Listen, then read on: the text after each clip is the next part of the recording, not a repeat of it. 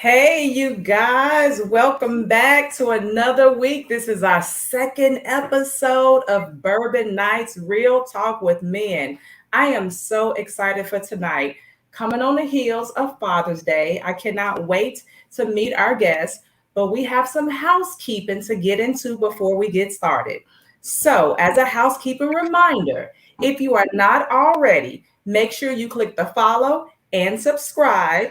Now, make sure you are following us on Facebook and on YouTube. Now, as a reminder to all of you guys, make sure you keep it classy in the chat. Now, let's go ahead and get into it as we introduce our amazing dynamic co host. I am one of the four co hosts of Bourbon Nights. I am Dr. Tanisha Guy, also known as your bougie therapist, the one who is building opportunities uniquely with grace, integrity, and excellence. And I am Love's Passion. I am your clinical certified sexologist and master life coach. I specialize in women with arousal issues. Come experience your pleasure with Love's Passion.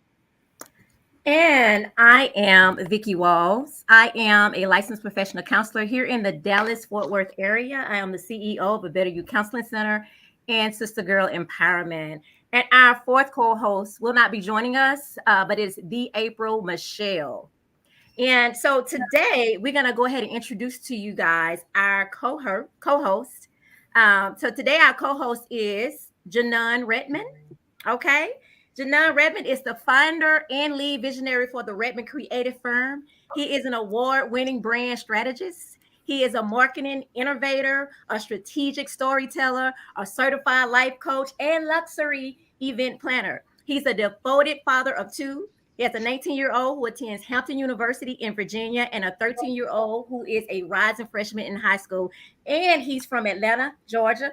Last but not least, let me tell you. So Janon is also my fellow alumni from the great University of Southern Mississippi to the top. Indeed. And so I present to you guys SMTTT. Yes, Thank you. how are you? How was your Father's Day? Huh? No, I'm saying, how sorry. was your Father's Day? I'm sorry. Oh, thank you. Thank you so much. I appreciate it. Well, Janai, she forgot to leave out of all of those amazing accomplishments, as I can see, you are a fellow member of. I am the Divine Nine. Yo to all my noobs out there. Can we All get day. silly? So that Crimson and Cream. Just a little bit. Just a little bit. Just a little bit. Well, Don't we are embarrass so me, Vicky. glad that you're joining. Yes, listen, look, if you were here with me, we'll be doing it right Indeed. now. Indeed. But we are so honored to have you on the show Thank you. today and for you taking time out of your busy schedule to be with us and to speak on this topic, fatherhood, new age parenting. And so, Yes. Janon, we wanted to get your perspective and your experience as a parent. It's definitely hard, growing up and watching your children grow up, especially in this day and age. It has transitioned so drastically. It's imperative that you stay close to your children so that you're able to kind of understand what they're going through, what they see. I think the core of it is basically they go through the same things we went through. It's just heightened due to social media, due to a lot of other things. Everything has gotten pretty drastic. So it's basically, inspect what you expect.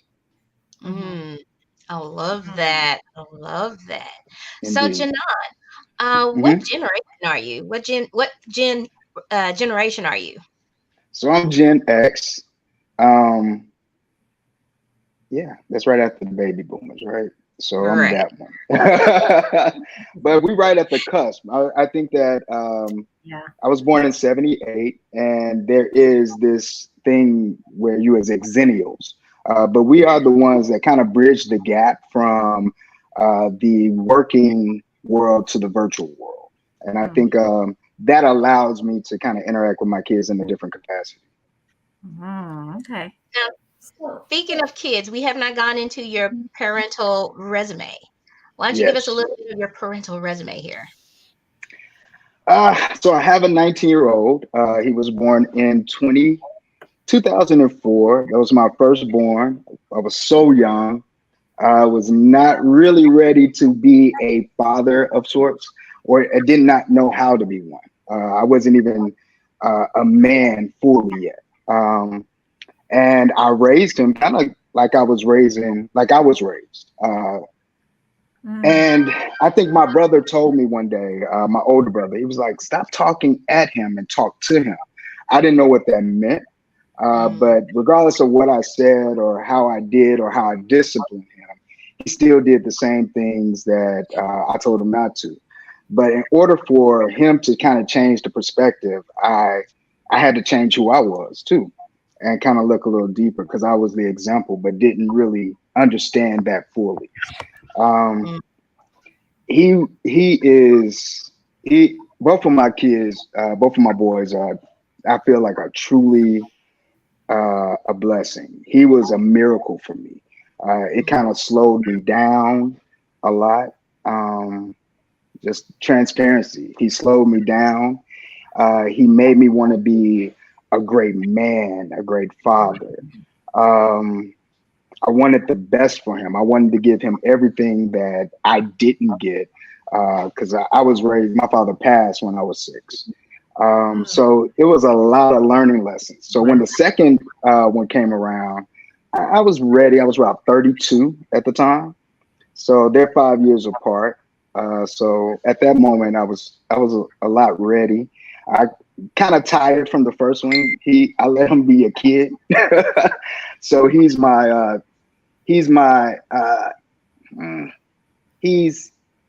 very hyper, growing up. Just let him be a child. But I love them both, and they're very lovable boys, which is not really heard of right now, right? So I wanted to make sure that they were truly themselves, and like, we're souls in human bodies, right? We're not humans and have souls. So I wanted their soul to kind of just allow them to be who they are. Okay. That's amazing. Thank you. I have a question that you Yeah. made to. You said you raised him how you were raised. So Right. new to us, and we don't know you. Okay. So No, what does that mean? Because you also just said that your dad passed when you were 6. So what did that? yes. Well, my father passed when I was 6. My parents were from Mississippi. I was born in Kansas City.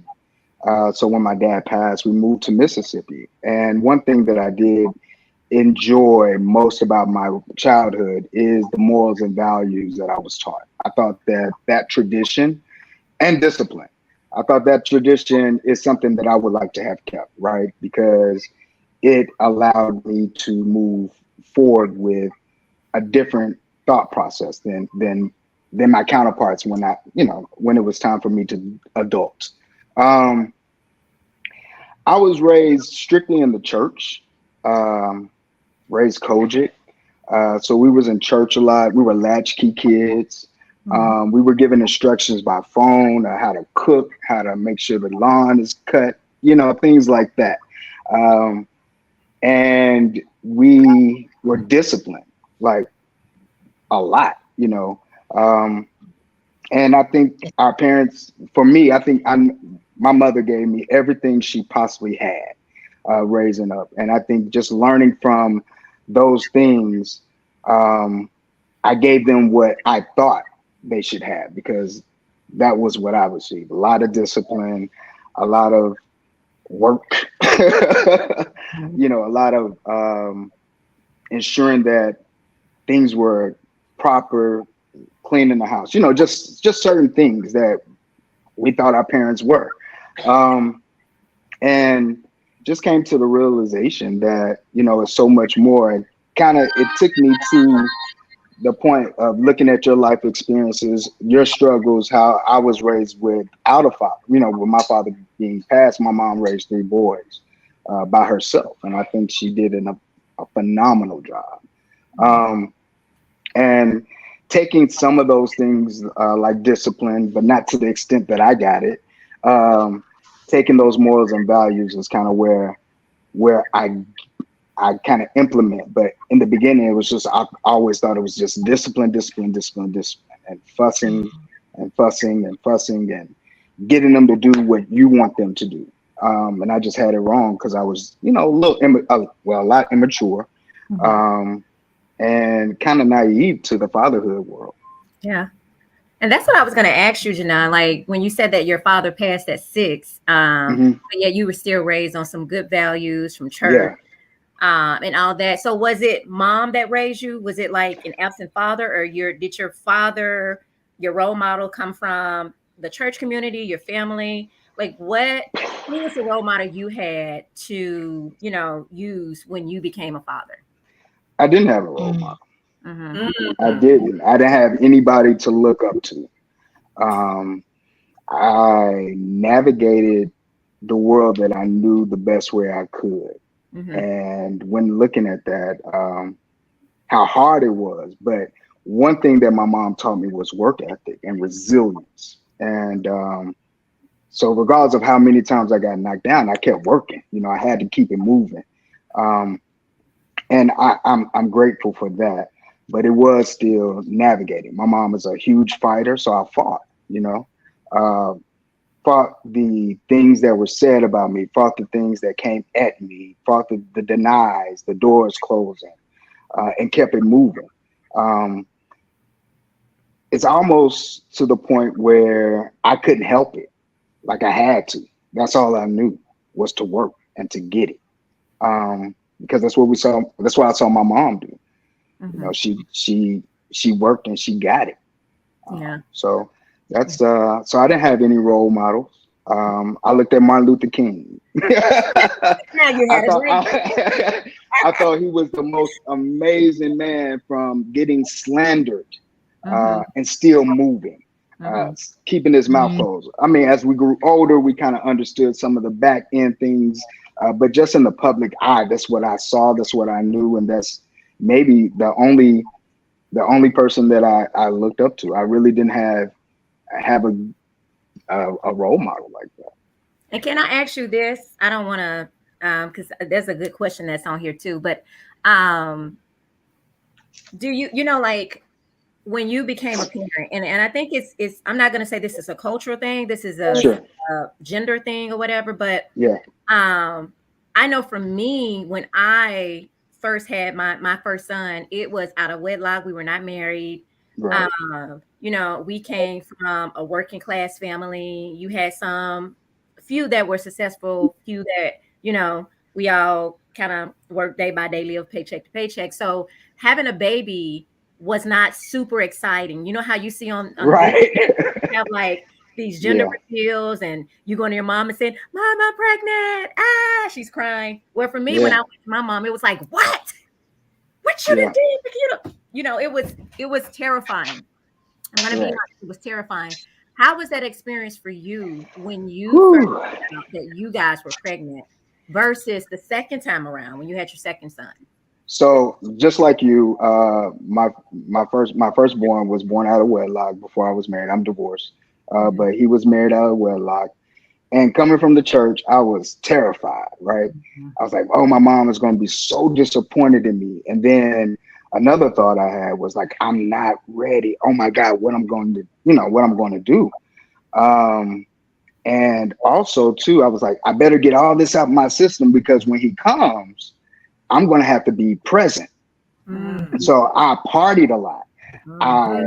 I tried to kick it as hard as I could before my firstborn was born. But that night that I found out she was pregnant, I called my mom. Mama said, "Oh, congratulations." I was shocked. I was like, no, I'm up here about to cry, and she's talking about congratulations. She didn't say take care of them. She didn't say anything. She's like, okay. Oh, you excited? I was like, no. I wasn't excited. I was ill prepared, and that's what I felt. I felt unprepared. I wanted, growing up in Mississippi, some of those morals and values that I did have to let go was, you got to be married, before you have this kid. You have to have a job in this house and prepare. And I felt so unprepared. I was 24 25 years old. And I didn't know what I was going to do. I was working 2 jobs. I was trying to, you know, just have fun as a 20-something year old. And I got to do something before they come. And I didn't really kick it hard at that time. So if anybody knows me back in the day, I was very social. I partied and do all that. I party for a living now. But at the time, you know, I did a lot of, I love people. I love the energy. I love vibes. I love style. I love just a good music makes me feel good. And I just wanted to kick it as hard as I could. And maybe that was, of course, that was not the right thing to do, but being so young and naive and kind of inexperienced, that's the things that I did. And I felt sick and like, I'm not ready to be a father. Oh my God, what I'm going to do. You know what I mean? So, yeah. So that was the first one, but with the second one, how was that different? The second one, it was all, you know, fireworks and explosions. He came. I was excited to be a father. I'd gotten the hang of being a father. Mm-hmm. At this point, I was trying to correct with my oldest son for a couple of years. I was trying to correct all the damage or the discipline that I instilled in him out of frustration and out of anger. I was correcting those things with affirmations because I was changing at that time too. And I was growing up and I was maturing and trying to instill this confidence and not this fear from me. And the fear was, you know, how we was scared mom was going to come in there, you know, ooh, you know, I'm going to talk to you. It was just a fear. I didn't want to raise my children out of fear, but I still wanted them to have some fear, if that makes sense. There's a level of fear, and then there's a level of being scared and frightened. Yeah. And I believe my oldest was frightened. So about this time, I had got him on track, you know, the best way that I could. When the second one came, I was just so happy to be a father again. I didn't want to I wanted to just be that cool dad. I just wanted to love on them. When my firstborn, when he was born, I didn't even know how to embrace him or kiss him. I didn't know what that felt like. Right. I was like, should I kiss him? I want to kiss him. He's, you know, it's mine. Should I, you know, I hugged him tight and I kissed him on the forehead, but it felt so weird. It felt so uncomfortable because I never have experienced that or seen that from another man, you know, with their sons. So I didn't know what to do. When the other one came, I just loved him to death, you know, kissing all on him, loving him, embracing him, and having a ball. Where the other one, I was just like, we got to do this. We got to do this. 1, 2, 3. You know, it has to go this way. It has to go that way. Just zigzagging, trying to figure it out. Wow. So with not having a parental blueprint, you are bringing your boys up in Mississippi, which is the heart of America, of where we know things happen. That's the question on the screen to answer. How are you preparing them? So my boys are raised in Atlanta. That's where I live now. They were born and raised here. I was born in I wasn't even born in Mississippi. I migrated there after my father passed. So that was one of the hardest things, you know, kind of teaching them the crutch or the curse of the Black man in America. I didn't want them to use it as a crutch. Whew. So I was very big on telling them who they are as I knew them to be, without saying you're Black, saying you're this, you know, as they were young, babies. I started when the first one came out and the second one, I really just gave them back to God. I held them up in the air, like, you know, on the Lion King. Like and I was like, thank you. Yeah, I did in the room. And like, Lord, I give them back to you. I mean, that's what I knew to do. And so there were a lot of things like not, when they were crying, I wouldn't pick them up. Neither one of them, even though I knew that, especially after they've been fed or bathed and ate and dry, we had a lot of arguments in the house about, I want to pick up. No, leave them alone. I wanted to kind of show them their independence at an early age. I also wanted to show them who was in charge at an early age. If they cried and had temper tantrums, I sat them on my lap. I read this out of a book, and I kind of held their hands together so they wouldn't stop fighting. So they would stop fighting, and it looked really cruel, but they stopped, and it was so cool. But it also gave me the upper hand and saying, "Hey, I'm your father. You have to listen." And as we went on, I just told them how strong they were, how smart they were, how intelligent they were, how creative they were. And as we moved on, and as they got older to understand races, as we openly discussed in the house, it's kind of when I told them how powerful a Black man is and how they're kings and how, a lot of people are going to come against you. But what I wanted to do was instill that confidence in them. So if anything came their way, they would be kind of flabbergasted by, that ain't me. I know who I am. And so that's kind of how I started off. As they got older, and right now, we have open discussions. I let them know how hated we are. And because they're 5 years apart, fortunately for my youngest, he got a lot earlier than my oldest, because as I was teaching my oldest, my youngest was listening. Mm-hmm. And what the cops were really made here for, what they were designed for, how people of all races are very fearful of the Black man, that we're hated. You have to be careful, peep your surroundings, observe, but never forget who you are. And that's how I work. And again, I'm very spiritual. So I'm pray, I meditate. And one of the things I know within my heart that they're protected. Again, I have to go with their souls and human bodies and not humans that have souls.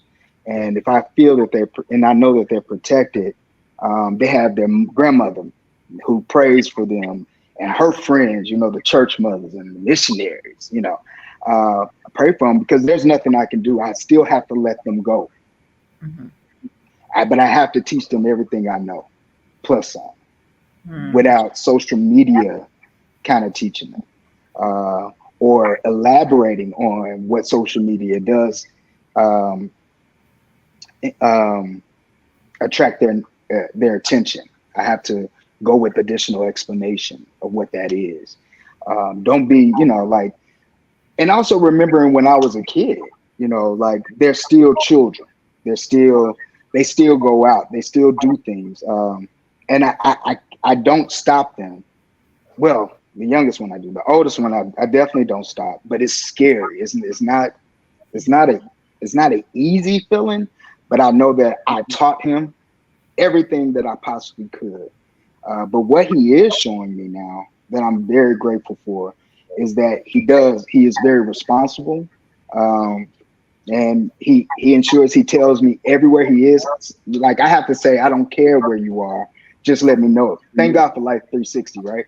Thank you. So, as long as I know where you are, I can help you.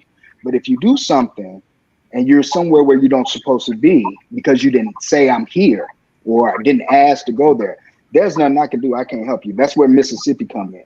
If you go to jail, you got to stay there that night because you didn't let me know. And that's the lesson you learn. But they're not taking kids to jail. They shoot. Mm-hmm. So be careful who your friends are. But I know all the friends. Being an involved father does allow you to, their friends become your sons too. You care about them just as much as you do your own. Right. You know the fathers, you hang out with the fathers. So it's really, anything can happen anywhere, but at the same time, you have to let them go. Yeah. And see the things that they were taught and see if they're going to follow those. But if you sit there and manage it, they're going to sneak off and do whatever they want, and lie to you and do what they're going to do.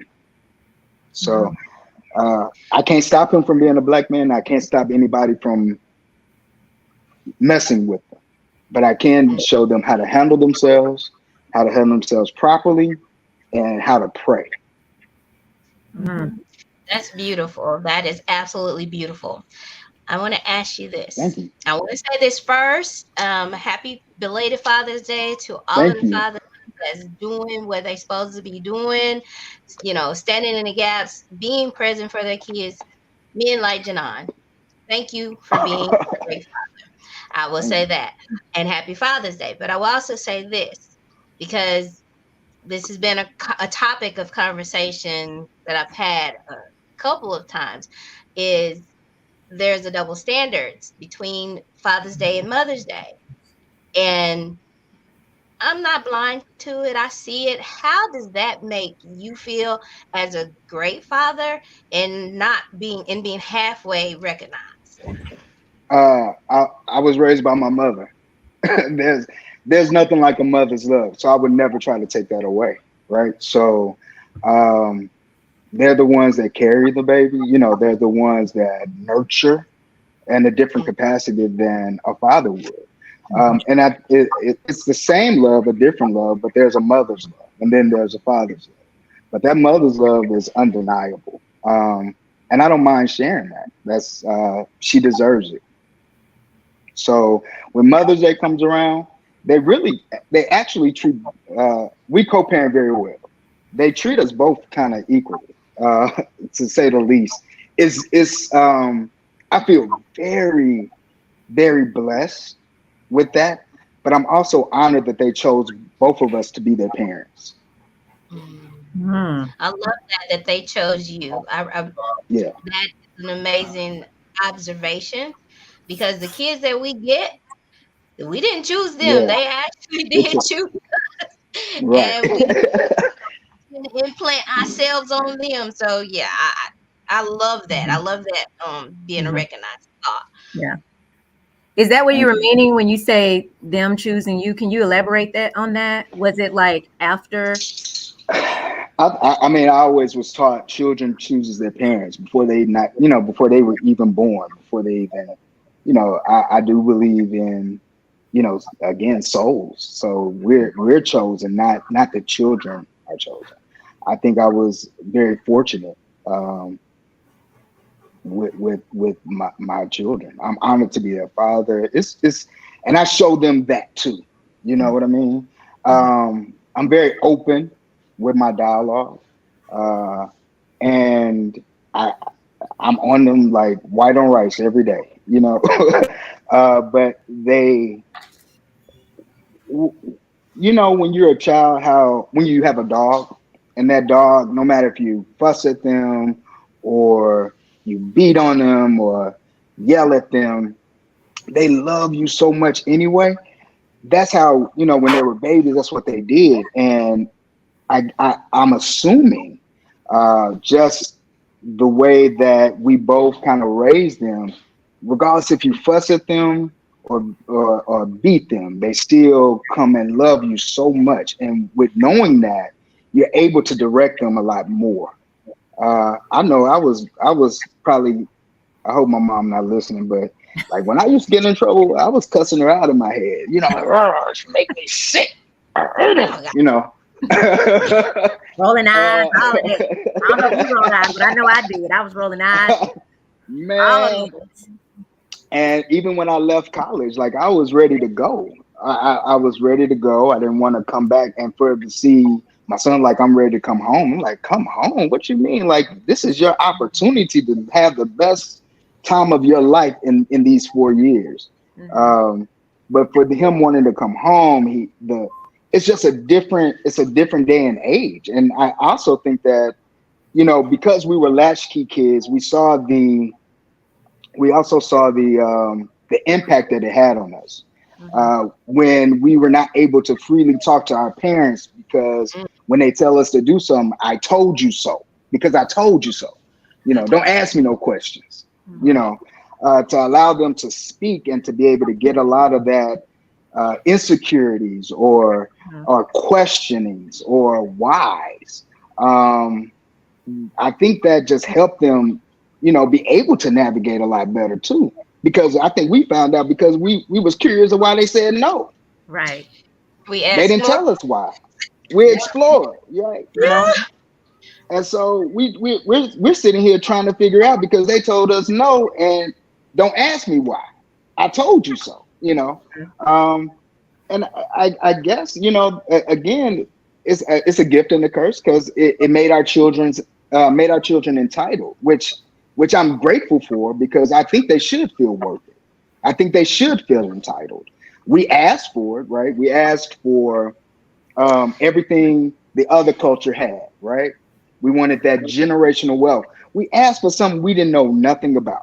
We didn't know what it looked like. We didn't know what it felt like, but we knew to tell our kids what we saw them telling their kids, Mm-hmm. right? But then we get them and we don't nurture it. We got these entitled kids that don't have patience or work ethic. Their temper is this short and shooting up everything because we only knew one side of it. We didn't know all of it. And Right. it's imperative that we find out everything we possibly can to ensure that our kids know because they are the next generation. And what we're seeing right now, y'all Mm. tell me, especially Mm, y'all black men. from Yeah. need Whew. some new. So now there's another question that we want you to get. Okay. Um, Ray says, how did you as a parent impart respectful teachings and behavior to your boys as it relates to uplifting women? And when did you have that conversation? So those conversations was always there. Um, Again, I'm from Mississippi, so I'm a Southern boy. Have Mm. Southern charm. I've always taught them, if they were to raise their voice at their mother, even to this day, don't do that. Don't raise your voice at your mother. Of course, it doesn't sound like that. It's a little bit more brash, but you understand where I'm going. Um, open the door. I love chivalry. I love it. That's who I am at the core. And I love, and my boys do that too, right? But as far as my oldest, I can talk about him because my 13-year-old is not there. He's right here too, listening to me. I hope I embarrass him, but I'm about to. Uh, but once he started in the dating pool, I think he falls in love, just like we all did teenage love, and he caters, um, and so y'all don't beat me up. I think women are so powerful and so majestic, and they are such a humongous help to men um, as a whole, regardless of how far you up or down in the world. Women are such a nurturing, beautiful spirit at the core. We have our crazy ones, just like y'all have y'all crazy men, but at the core, y'all amazing, right? And I had to let him know the power that women have on men, and how dumb, being young, that we could be. We're blinded by it. We'll do anything for you to be pleased. And what I had to do was also let him know, you know, we are, as a young man and as you're going, you still have goals and you still have aspirations for yourself. A lot of times when we do get in love, we kind of sidetrack from that and be with the young lady. So with that power that you have, I always let him know, regardless of whatever, do what you're supposed to do. Like, don't break any of your appointments, don't stop your studying, don't stop hanging out with your friends if you have something already planned, but accommodate her afterwards or in between if you can. If you can't, and you made promises to other people, continue moving and just to ensure that you take care of your business first, because those things go to the side. You know what I mean? But as far as treating them right, I, I think I have to be the example of that, Do to you? show them that. Well, let me ask you this. So your Hmm. style of parenting is for boys. If you It had a is. daughter, you think that your parenting style would change any? Uh, Drastically. She will probably milk me for everything I got. She'll probably have everything she wants. Daddy's little princess. So Mhm. don't ask me about no girl I don't know. You know, I I'm would a I would daddy's definitely girl, be and you're probably right. Like daddy's yes. girls will forever be parented different than sons. Yes. Because there's Indeed. nothing that a father can do when his daughter is like, Daddy, like you were like, yes. I don't care if you say I want the stars. You're like, wait a minute, let me figure out how to go get them stars so I can give them to Right. you. That's just what I daddy's. would if I love my boys away like I love him now, oh my God, the girl, oh Jesus. But I hope I answered the question. Yeah. Okay, Yeah. cool, man. And you know what? It's so funny because it's making me think now when you said that you would parent your kids completely different. Yes, So with the boys, you're like yes, you're tough, you're kind of firm. You want them to be more independent, so that they can be out here and so they can be independent and take care of themselves. But with the girls, you want to give them the world. So it's like yeah, there's different love language that it you is. Mhm. give to your kids. If it's a male, you give them this tough love, but if it's a girl, you give her this soft love, you know. Yeah, And so sometimes it can impact your kids and their relationship because the boys are like, man, you let her do whatever, and they're fighting because they know that she can do whatever. And it just kind of causes problems. I wonder if that shapes how men also see women and date women when they start, boys start dating women because of like if they had sisters and the sisters, got to have their way or whatever, if it sure. affects how they dated, and Yes, you it grow up does. with didn't you grow up as were you the only boy, if I'm not I was mistaken? on. No, it was three boys. My mom raised three boys. Yep. But to your point, I mean, it's there. The way that I raised my boys because they're both different, night and day. I really raised them from just core, right? Morals, values, work hard, and discipline. That's how I raised them. Yes, ma'am, and no, ma'am are some things that they don't have to do. I choose to have taught them that because that's how I was taught, and I enjoy that respect level. Mhm. Um, but they different too. Uh, one like this, the other one don't. One is this way, but their characteristics are totally different. My oldest will always say, "Well, you was way harder on me than you were on Jackson," and I say you're probably right. You know, but Jackson, but Jackson has this part of him. But I think it's just really, you really have to pay attention to your children and kind of raise them accordingly to who they are and not what you want them to be. Wow, that's a good Yeah. point. And we have a question here, but I want to ask this first and bring it into that question. Earlier when you were saying that whenever your mom would say something, you would like curse her out in your head and all that. And you were like, once I'm grown, I'm ready to leave.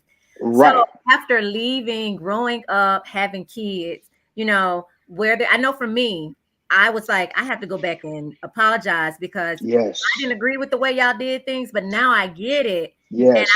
you were not wrong, but I just didn't like it. But I have to apologize because I understand it.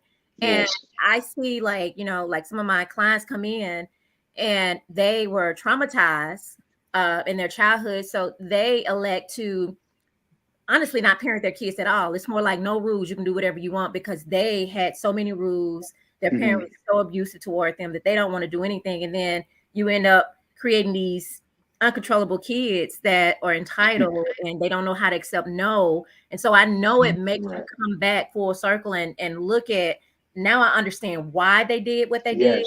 Yes. So how, do you I incorporate it as go I ahead, did, and I also went back to my mom and apologized. I actually I thank her every day for the how she raised me. I'm so grateful of the way that she raised me, the work ethic, uh, the love that I have. She embodies love in my eyes, and I'm so grateful of those installments. And that love that she has trickled down to me. And I make sure I love my boys, because guess what? The world is going to hate them. They have to have a soft place to land. If they don't have a soft place to land, they can end up anywhere. So I have to be a soft place to land. I don't have to be their friends. Now, I will say I'm kicking it a lot more with my oldest one, but that's just because he's old enough, and it feels different, but it feels great. Youngest one, I'm on his butt every day. Clean up your room, boy. I'm in it. Pop him in the chest. We're saying that now to both of us, and they're in college. Well, one of them just graduated, but we clean that room up. Man, God, get off that phone, get off the Xbox. Study, focus. You have to focus. Mm-hmm. So let me ask you this. Mm-hmm. In this age that we live in, where sex is just on the TV, it's plastered there, they can pick up a phone and they find it every single day. How are you having those conversations with them to grow up in a sexually open environment, to know what is right for your family? Again, I of course, I talked to both of them about sex. My youngest one, again, he's not there. But my oldest one, we have it candidly. Um, I get him all the necessary protection. I mean, I have to remember when I was his age and how terrible I was, And so, being that way, I didn't have a soft place to land. Me talking to them and educating them and finding out what they know and finding out and letting them know what I know and how to handle it. And I'm grateful that they listen to direction, but it wasn't always that way, right? But I handle it cool. Like, again, I have nothing to hide, because if I don't prepare them properly and they're not too young for this or scared to say something, they're gonna find out about it way quicker than we did. I think we found out about it just by playing around with each other, da da da da da. But it's on social media. It's right there. You got thongs. Well, I have boys, so when I say this, it's not but you have thongs in your face. You have everything you need right there. So it behooves me as a father not to talk to them, or to be interested in their interest with that, to a degree. You know what I mean? Well, she's pretty, man. Or we have more candid conversations, but you understand. But protection, of course, and definitely the diseases, and then soul ties. I do talk about that quite often, because all that, whatever happened to that young lady, all the trauma, all the things that she's not telling you, all the other people that she has slept with, you pick up every single bit of that energy, and you take that on too, bro. And you have to be careful and selective of how you handle your business. And you know what? It doesn't just affect the emotional, like the soul tie, but it also affect the chemical composition of our body. It does. So they need to know that as well. Come on, Vicky. Yes, ma'am.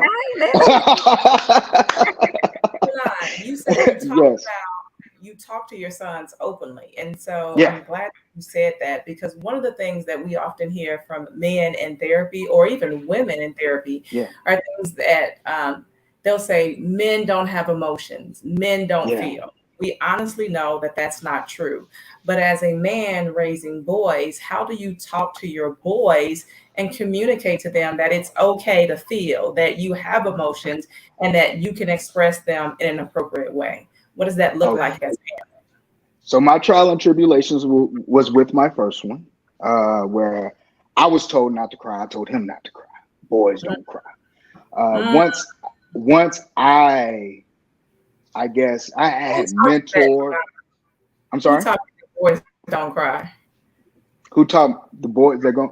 I'm assuming it just came from. I mean, I can only say my mom, and my brothers. Like, my brother was very privileged to have my father in his life for at least 13 years. We're 8 years apart. So I was only 6 when he passed. So my dad was a country boy and he was hard. So my brother kind of took on that role when he passed. But yeah, but after that, when I understood that in order to heal, you have to face it, you have to feel it, you have to release it. And when I found that out, I said, okay, this is what we're going to do, especially when they were younger. Tonight, please go ahead and cry. Feel everything that you feel, and tomorrow is a new day. We're going to wake up and we're going to do better, and we're going to have a new day. And you can do everything that you're supposed to have done today, tomorrow. Okay. And I kind of do it that way and allow them to express themselves. And they get out, but it helps them to be resilient. It helps them to pick themselves up real quickly. If I see that you're holding it in, I'll hug you. I hug them. And then all you hear is on your shoulder. Oh, I mean, even now, because you see them holding and want to be tough, I'll hug them so they can release it. The importance of releasing is probably half the battle. Yeah. So you're teaching them that you can still be tough and cry and express emotion. Yeah, the most sensitive ones are the most strongest. Yeah. Yeah. At the end of the day. And can I ask you this? Oh, I'm sorry. So I know you said that you're a single father, although you have this beautiful relationship where you're co-parenting. Yeah. But what are the challenges of being a single father? Raising your boys. What are the challenges that you have? What are the fears and the concerns that you have? And if you're dating, does it affect how does that play a role in all of that? How does your kids see this? So well, okay. Let's start with just challenges as a single father, then we'll hit to the dating part, right? Mm-hmm. As far as being a single father, I did nothing different than I did when I was there. Actually, I feel more involved. I've always taken them to football practice. I've always taken them to karate. All their activities, I've always taken them to. I still do it. I think now, co-parenting, we do 1 week on, 1 week off. She takes them, and if she can't, I'll come in and I'll take them too. If she has a problem, she'll call me or what have you. So it's really no different. It's a sacrifice we all should make, right? That's how I feel. They're my kids. They're my boys. They're my responsibility. So I don't look at it as single parenting. I look at it as me being a parent. It just is what it is. I'm not gonna cry about it, whine about it. I'm gonna do everything I need to do, and that's how I always been. Dating, I would not ever introduce my boys to a woman until I know for sure she is the one. There is no guarantee. There is no reason for me to bring her around. There's no reason to play house. There's no reason for them to be involved. I'm protective of them. They have a beautiful mother that they respect, and they will have to respect the one that I'm with. So no, there would not be any. They wouldn't see a thing. I don't care how old they are. They can be 25, but that's just how I am. Okay. That's great standards to start teaching. That is amazing. I love that. Let me ask you this. What are your thoughts on generational curses and traditions, and how are you implementing them into your life? I break them every day, and I didn't know that I was. And breaking them was probably my battle. Just growing up, didn't have a clue. But when you find out, you have to start being intentional. And when you're intentional, you can break them easily. Yes. When you're blinded by it, you don't know what's going on. You're trying to figure it out. You're trying to find a way out. Why this happening to me? How can I do this? How can I fix it? And you can't fix it until you know what it is. Oh. You done said a whole. Look, what type of traditions do you have in your household for your boys? My boys, they are every morning we say affirmations. Especially in school, some I'm kind of lax. But ever since they were probably babies, can talk. We say affirmations and we pray every morning. And That's a tradition. We have Fat Boy Fridays some Fridays where we get all the junk food. I get off work. We order everything we possibly can order that's not healthy for us. We find movies and we eat and kick it and watch TV or go to a game or something. But it's Fat Boy Fridays. We used to have boys brunch every Sunday. As they got older, we don't do that, but we do it every once in a while. So I always like to hang out with my boys. I love hanging out with.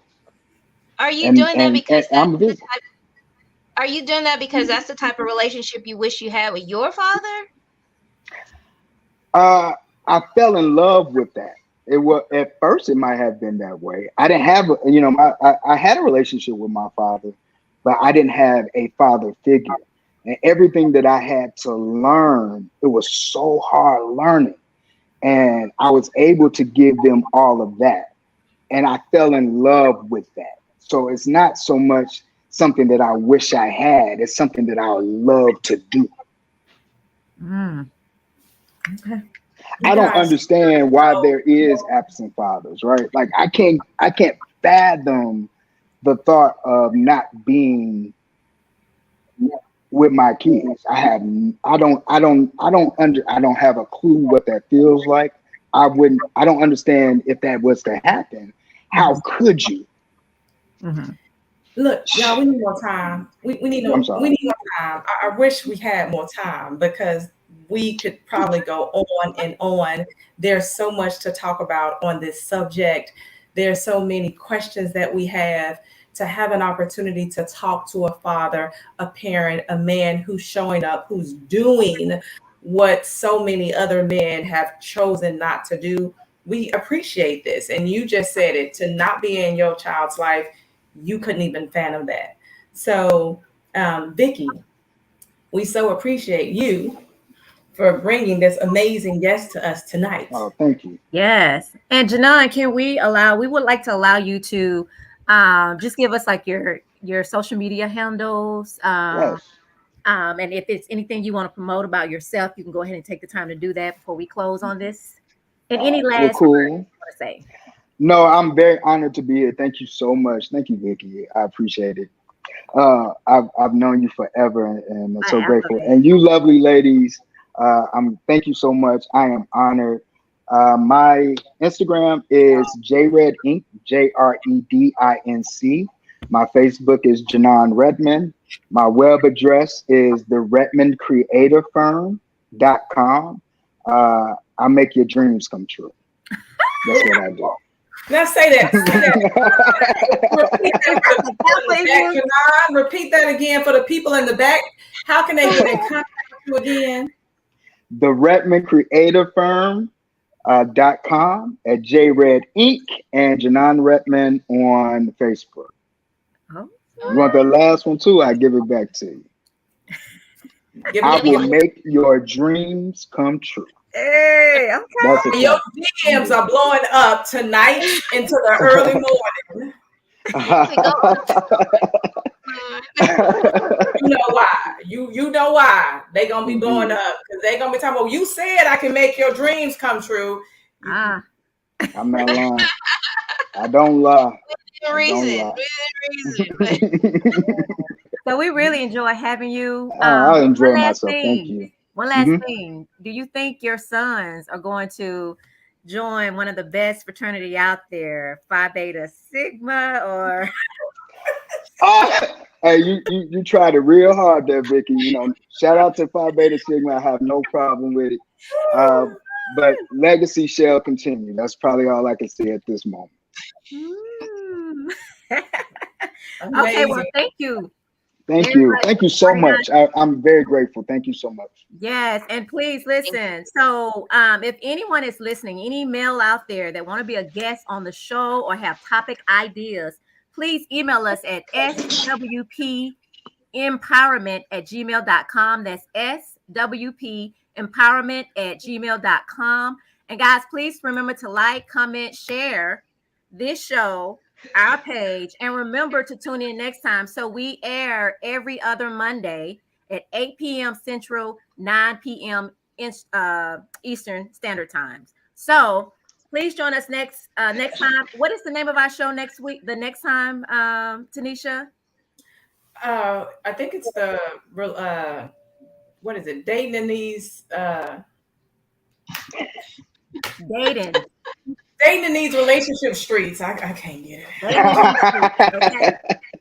These So you streets ain't guys, for the weak of the will, but I tell you. Janon, you better say that. Say that. I can't get it. thank you guys. Thank you Thank guys you. for tuning in.